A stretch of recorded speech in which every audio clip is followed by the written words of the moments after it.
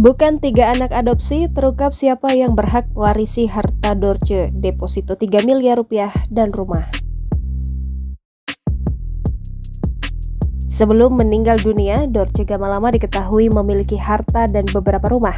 Harta itu merupakan hasil kerja keras Dorce Gamalama di dunia hiburan. Seperti diketahui, Dorce Gamalama adalah sosok artis senior di Indonesia. Ia dikenal sebagai salah satu artis yang multi talenta dan bekerja keras selama hidupnya. Maka wajar jika Dorce Gamalama memiliki aset dan harta yang tak sedikit. Fakta terungkap, ternyata Dorce sudah menuliskan surat wasiat terkait harta warisannya sebelum meninggal dunia pada Rabu 16 Februari 2022 lalu.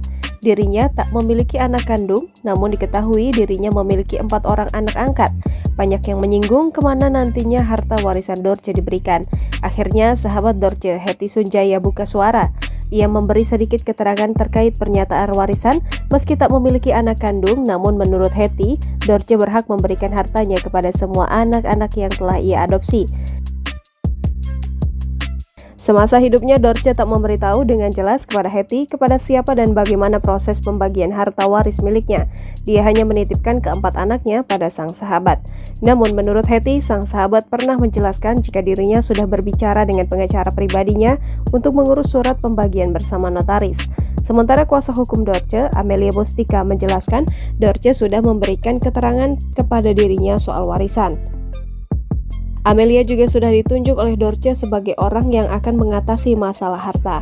Namun menurut Amelia, Dorce tak memberikan harta warisannya kepada ke-4 anak yang ia adopsi. Hanya saja, semua anaknya tersebut telah ia persiapkan beberapa rumah sebagai hadiah bagi mereka.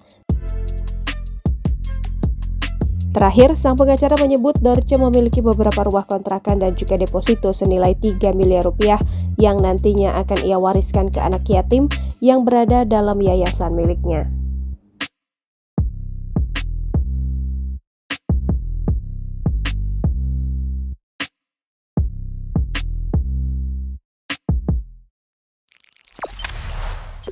Jangan lupa subscribe, share, komen, dan like ya!